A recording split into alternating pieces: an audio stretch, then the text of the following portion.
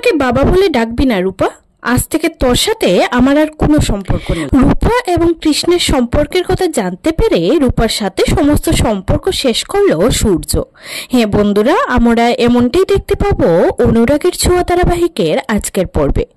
সোনা রূপাকে আশীর্বাদ করতে বলে রূপা কৃষ্ণ এবং সোনাকে আশীর্বাদ করে সোনার হাত ধরে বলে, তোমাকে দেওয়ার মতো আমার কাছে কিচ্ছু নেই হিংসুকুটি, তবে ধরে নিও আমার জীবনের সবচেয়ে দামি উপহার আমি তোমাকে দিলাম।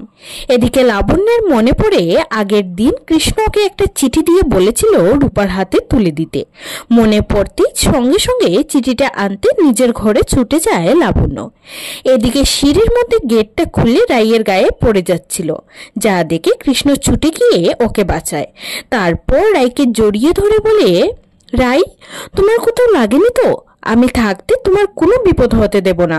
এসবটা দেখে সোনা বলে, কৃষ্ণ তুমি ওকে বাঁচাতে গেলে ঠিক আছে, কিন্তু এরকম পাগলের মতো কেন করছিলে?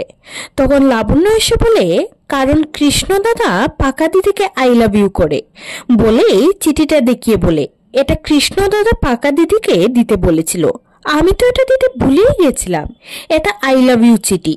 লাবণ্যের কথা শুনে সোনার চিঠিটা পড়ে সবাইকে শোনায়। চিঠিটা শুনে দীপা বলে, রূপা কৃষ্ণ তোকে ভালোবাসে, তুই আমাকে আগে কেন বলিসনি? তখন সোনা রূপাকে চড় মারতে থাকে, যা দেখে দীপা সোনাকে আটকাতে যায়। তখন সূর্য দীপার হাতটা ধরে ওকে বাধা দেয়। এদিকে জয় রূপাকে বলে, কি রে তোর বাবা তোকে কিছু জিজ্ঞাসা করেনি? তুই কাউকে ভালোবাসিস কি ভালোবাসিস না? উত্তর কেন দিসনি তখন? সত্যিটা একদিন না একদিন ঠিক বেরিয়ে আসতো। ভাগ্যিস জানতে পেরেছি, না হলে আমাদের সোনার জীবনটা নষ্ট হয়ে যেত। তখন কৃষ্ণ এসে বলে, কাকাই সব দোষ আমার, আমি আসল অপরাধী, যা শাস্তি দেওয়ার আমাকে দাও, ওকে তোমরা কিচ্ছু বলো না। যা শুনে জয় কৃষ্ণকে মারতে শুরু করে। তখন রূপা কৃষ্ণকে বাঁচাতে যায়, যা দেখে সোনা বলে, বাহ এত বড় একটা প্রেম কাহিনী, আর এখানে আমি কি বলো, ভিলেন তাই না? আচ্ছা বাবা, সব সময় আমি কেন সব জায়গায় ভিলেন হব বলো তো? তখন সূর্য বলে, এটা কেন করলি রূপা? তুই ওর জীবন নিয়ে চিনিমিনি খেললি? আজ তোর এই ভুলের জন্য সত্যি সত্যি যদি সোনার বিয়েটা হয়ে যেত তাহলে কি হতো?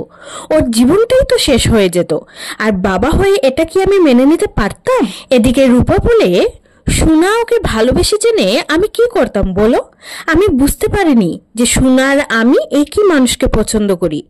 সবটা জানার পর আমি সবার মুখের হাসি কেড়ে নিতে পারিনি। যা শুনে সোনা আবারও রূপাকে অপমান করে ওর গায়ে হাত তুলতে যায়। তখন দীপা রূপাকে বাঁচাতে যায়, যা দেখে সোনা দীপাকেও অপমান করতে ছাড়ে না। এদিকে প্রবীর কৃষ্ণকে ধাক্কা দিয়ে বাড়ি থেকে বের করে দেয়। তখন কৃষ্ণ বলে, আমি ফিরে আসবো রাই আর কৃষ্ণ কোনোদিনও আলাদা হতে পারে না। অন্যদিকে রূপা সূর্যের কাছে ক্ষমা চাইতে গেলে সূর্য বলে, তুই আমাকে বাবা বলে ডাকবি না রূপা, আজ থেকে তোর সাথে আমার আর কোনো সম্পর্ক নেই।